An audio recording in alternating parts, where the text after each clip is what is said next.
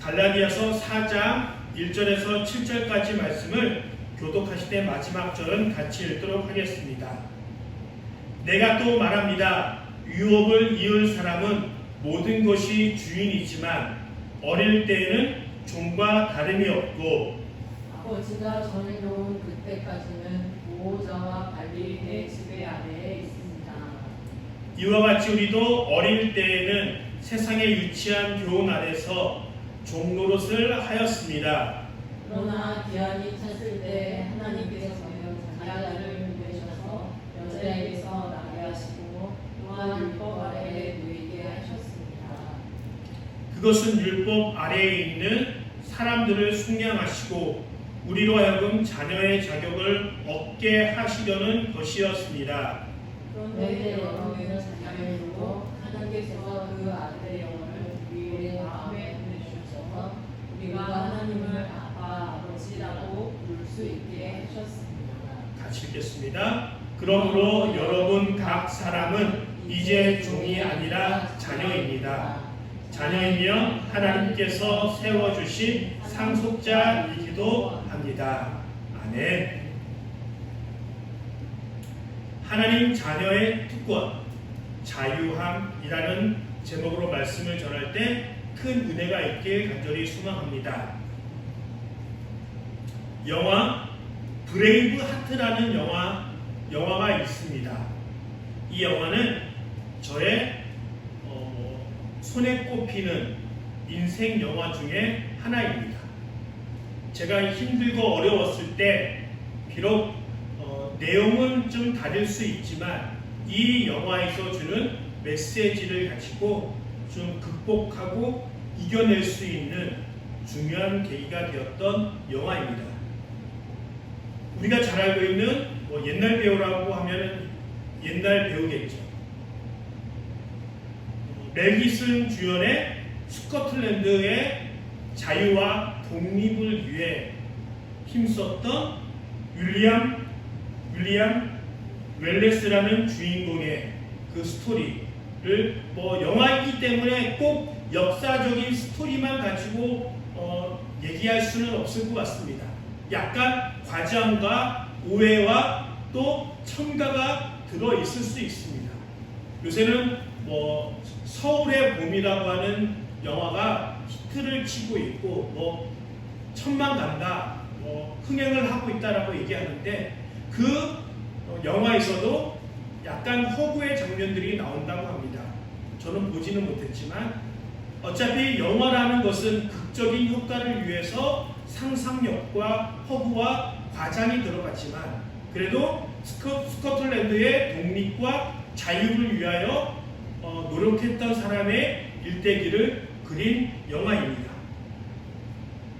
이렇게 스코틀랜드의 독립을 위해서 전쟁을 벌이고 배신도 당하고 그래서 결국은 이 주인공이 잉글랜드에 잡혀서 이제 네가 만약에 잉글랜드 왕에게 자비를 구하고 충성을 맹세하면 고통 없이 죽여주겠다.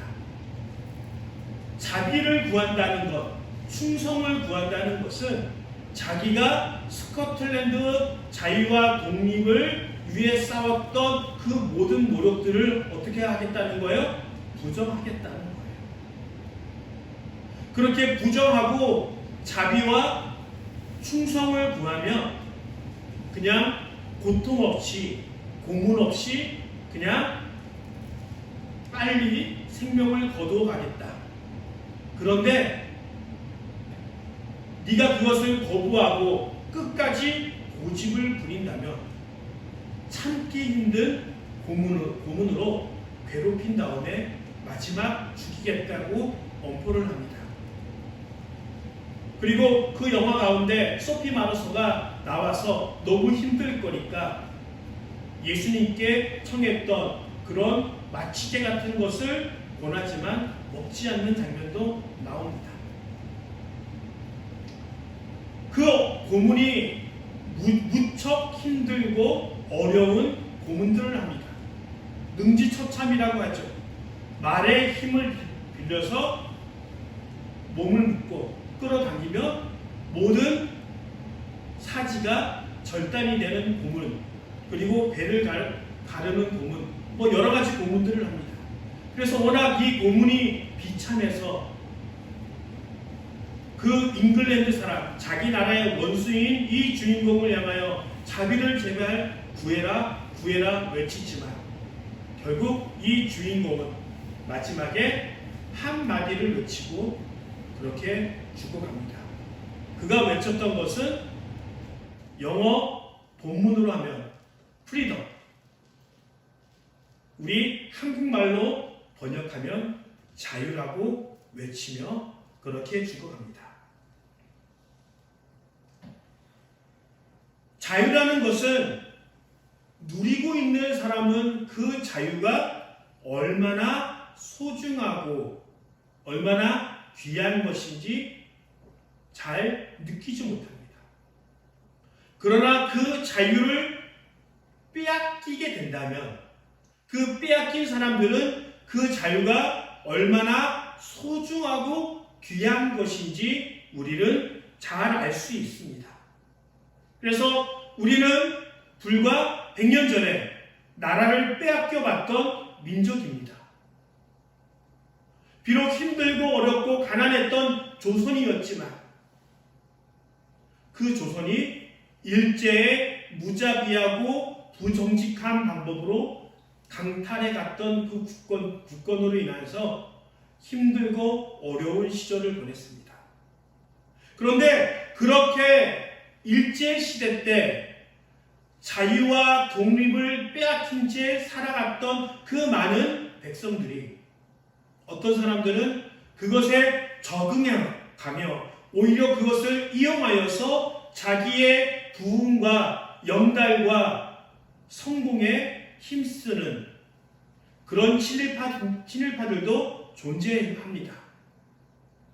그렇지만 또 어떤 사람들은 자기의 가문과 자기의 영광과 안위와 가족들까지 포기하면서 자기의 생명까지 포기하면서 독립운동을, 독립전쟁을 벌였던 많은 사람들이 존재합니다. 그러기에 자유라는 것은 우리가 지금 그 자유를 누리기에 그것이 얼마나 소중한지 모르고 있지만 그것을 빼앗긴 존재라면 그 자유가 얼마나 소중하고 귀한지 알 수 있을 것입니다. 이렇게 육신의 나라, 육신의 자유, 육신의 독립을 빼앗긴 것도 무척 힘들고 어려운데 성경에서는 우리가 죄로 인하여서 율법으로 인하여서 종된 자라고 이야기합니다.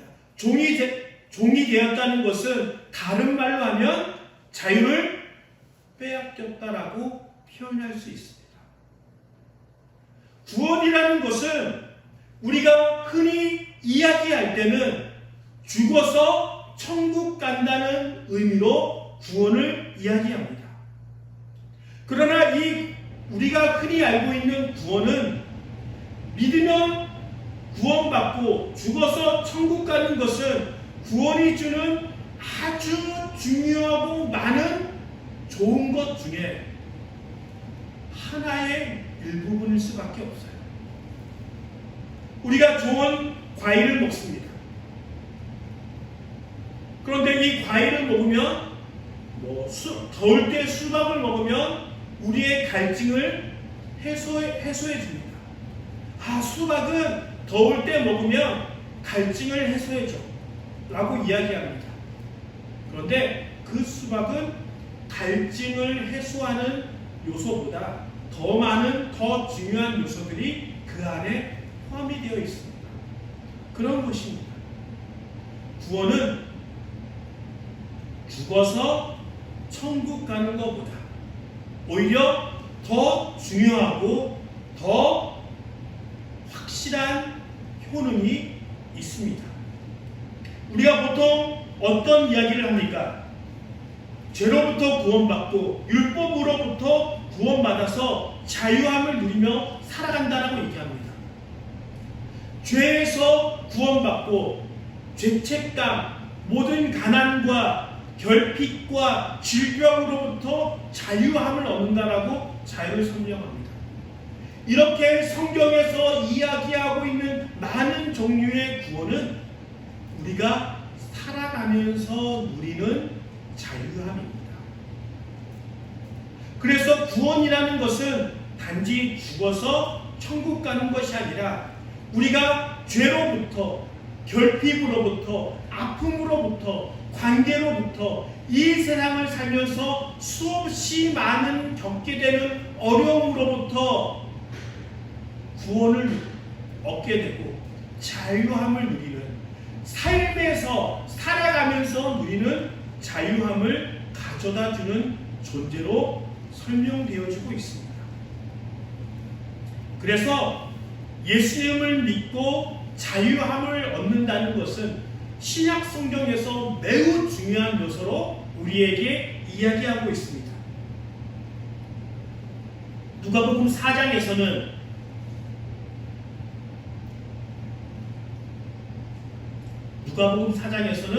어떤 내용이냐면 성령님이 우리에게 오시면 어떤 일이 일어날까에 대해서 설명할 때 주의 성령이 내게 임하셨으니 이는 가난한 자에게 복음을 전하게 하시고 내게 기름을 부으시고 나를 보내사 포로된 자에게 자유를, 눈먼 자에게 보게 함을 전파하며 눌린 자를 어떻게 한다고요?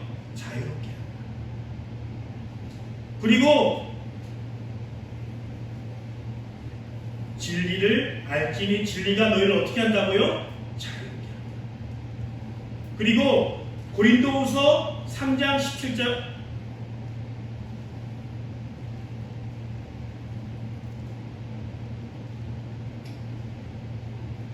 제가 실수를 했습니다. 그리스도께서 우리를 자유롭게 하시려고 자유를 주셨으니 그러므로 굳게 서서 다시 종의 멍에를 매지 말라. 어떻게 하나요? 다 자유함을 줬는데 삶을 살아가면서 다시 종의 멍에를 지지 말라라고 이야기를 하고 있습니다. 그러기에 예수님을 구주로 믿고 하나님을 나의 아버지로 부르며 하나님께서 주시는 구원과 더 이상 너는 종이 아니고 죄 지은 자가 아니며 하나님의 자녀라고 인침을 받고 자유함을 얻어가는 그 사람들의 삶은 매우 효과적이고 행복한 삶을 산다라고 우리에게 이야기해주고 있습니다. 그러기에 구원이라는 것은 단순히 죽어서 가고 죽어서 좋게 되어지는 것이 아니라 우리 삶의 전 인격적인 우리 삶의 모든 영역에서 도움을 주고 이롭게 할 수 있는 영역임을 우리는 기억해야 합니다. 그래서 하나님의 자녀가 됐다는 것, 하나님의 자녀가 됐다는 것, 하나님의 사랑과 구원을 믿고 영접했다는 것은 결국 우리에게 죄와 율법과 아픔과 결핍과 모든 관계에서 주어지는 종으로부터 자유함을 얻게 된다라고 소개하고 있습니다. 그렇게 자유함을 누릴 수 있는 존재는 자녀밖에 없어요. 자녀가 힘들고 어려울 때 부모님 앞에 옵니다. 모든 걱정과 아픔과 슬픔을 가지고 낙담되었을 때 부모가 자녀를 위로해 줍니다. 힘내. 나는 내 편이야. 비록 네가 잠깐 실수로 나쁜 일을 할 수 있어. 그렇지만 나는 내 자녀를 믿는다. 그걸 극복하고 다시 일어서자. 내가 너를 위하여 기도하고 응원하고 함께 할게. 나와 함께 이 어려운 것을 극복하자 라고 부모가 뒤에서 든든한 버팀목이 되어준다면 그 자녀는 금세 힘들고 어려웠던 그 상황과 환경을 극복해내고 이겨낼 수 있는 힘을 얻을 수 있는 거예요.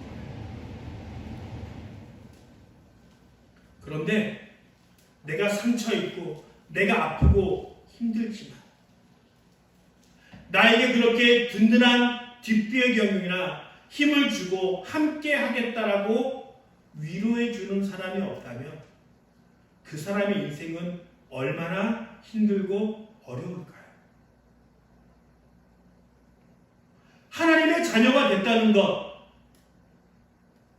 구원받고 죄를 고백하고 하나님의 거룩한 자녀가 되었다는 것은 우리가 믿어도 그만, 안 믿어도 그만은 그런 것이 아니라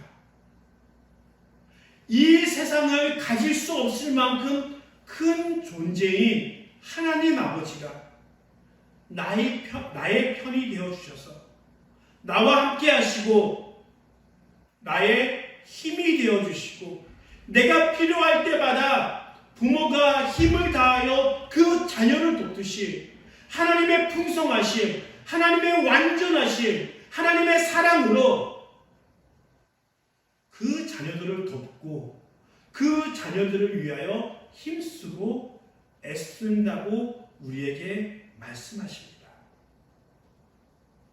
육신의 부모, 약하고 연약하고 완전하지 않지만 그래도 부모는 자녀를 사랑하고 자녀를 위해 노력합니다. 예수님께서 이렇게 말합니다.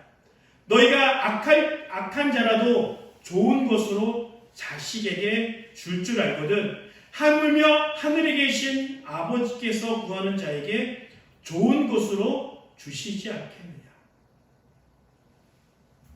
다 같이 읽어볼까요? 그런즉 이 일에 대하여 우리가 무슨 말을 하리요? 만일 하나님이 우리를 위하시면 누가 우리를 대적하리요? 하물며 불완전한 부모조차, 악한 인간의 부모조차 자기 자녀에게 자기가 줄 수 있는 최선의 것을 주기 위해 노력하더라. 그런데 하나님은 어떠한 존재예요?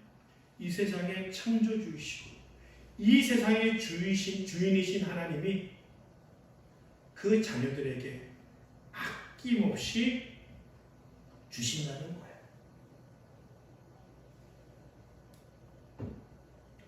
우리가 누리는 안정감은 거기서 와야 돼요.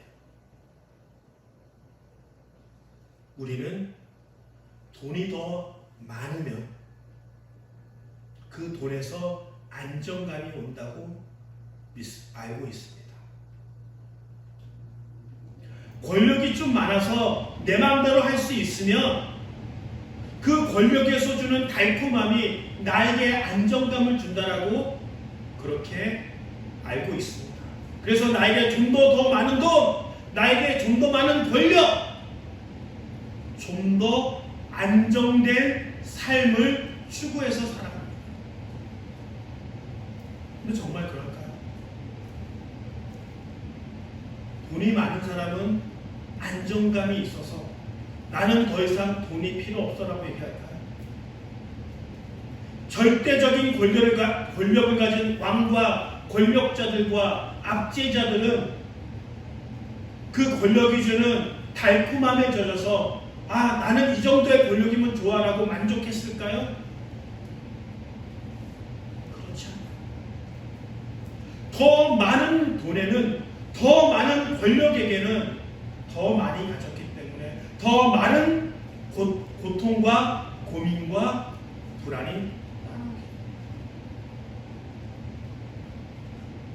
그래서 저 정도 가졌으면 좀 만족해야 되는 거 아니야? 라고 생각하는 사람이 오히려 더 악랄하게 가난하고 불쌍한 사람들을 괴롭히며 돈을 벌어가는 모습을 보게 됩니다. 그리고 그 권력자들이 더 악랄하게 그 권력을 지키기 위해서 불안해하는 사람들을 죽이고 고문하는 일들이 많아지는 것을 우리는 알고 있습니다. 돈이 많으면 내가 더 안정감을 누리겠지. 그러나 그렇게 돈이 많고 권력이 많고 그렇게 안정감을 찾아 헤매는 그것이 하나님의 자녀로서 누리는 안정감이 아니라 그것을 하나님으로 여기며 자기의 신으로 여기며 어떻게 해요? 불안에 떨며 조급하며 살아갑니다. 오로지 안정감과 자유함과 하나님이 돌보시는 것은 돈과 권력과 자녀와 건강에서 벗어나 그것을 주시는 유일한 분이 하나님임을 인정하며 하나님을 나의 구주로 믿고 내가 하나님의 자녀가 되며 그 자녀가 얻게 되는 자유함과 풍성함을 통해 얻어지는 안정감이 사람이 누릴 수 있는 최고의 행복과 최고의 권리임을 우리는 기억해야 합니다. 그러기에 우리는 불안해하거나 걱정하거나 돈이 없다고 낙담하거나 모으기 위해 애쓰지 말아야 합니다.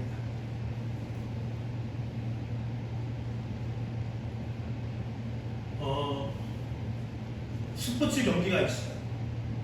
그런데 아무리 약한 팀이라도 자기의 홈구장에 가면 매우 무서운 팀으로 변하는 일들이 종종 있습니다. 그리고 아주 잘하는 팀도 간혹 질 때가 있고 비길 때가 있잖아요. 그러나 그 잘하는 팀도 자기 홈구장에 가면 절대로 지지 않는 그런 이상한 매직들이 있어요.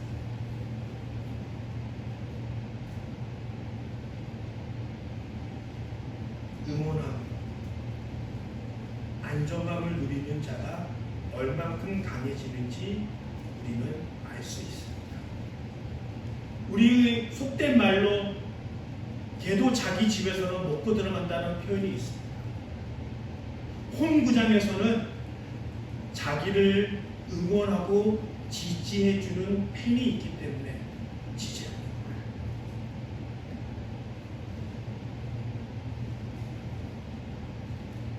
우리가 안정감을 누리고 기적을 누리며 놀라운 삶을 살 수 있는 것은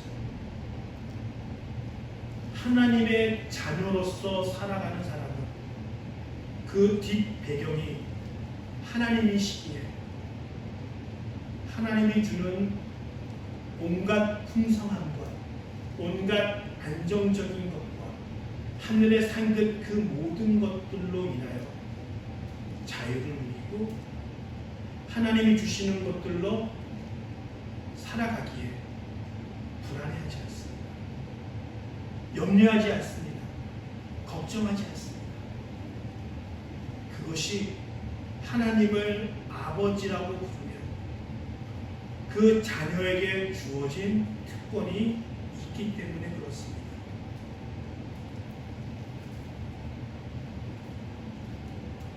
세상의 것들을 아버지 삼는다면 우리는 더 힘들고 어려운 삶을 살 수밖에 없습니다. 그러나 하나님을 아버지로 인정하고 하나님이 주신 자유와 구원을 내 삶에 받아 누리며 하나님이 우리를 위하시며 누가 우리를 대적하리? 그 자녀가 누리는 권세, 아버지 것이 자녀의 것이, 그러기에 하나님의 것이 자녀의 것이라면 이 세상은 누구의 것이에요? 나의 것이에요.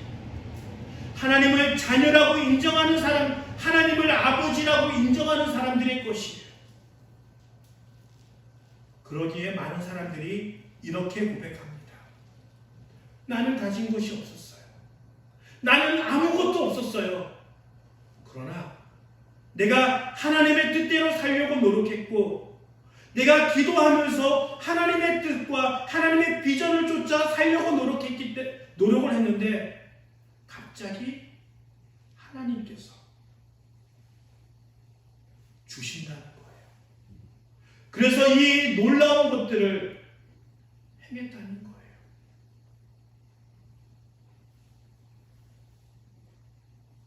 이것을 경험해 보았느냐? 아니면 경험해 보지 못했느냐? 하나님께서 공급하신 것을 경험하면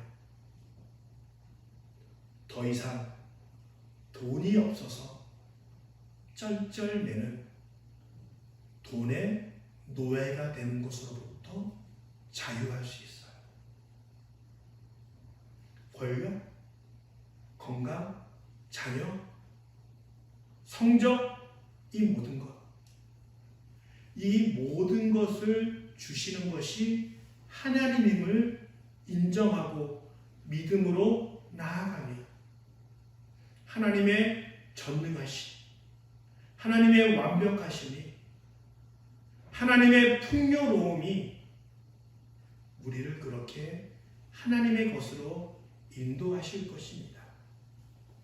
힘들고 어려울 때 부족함을 바라보지 않고 완전하시고 풍요로우시고 건강하시고 모든 전능하시고 전지하신 하나님을 바라봤을 때 그 하나님이 주시는, 하나님이 채워주시는 은혜를 경험하길 간절히 소망합니다.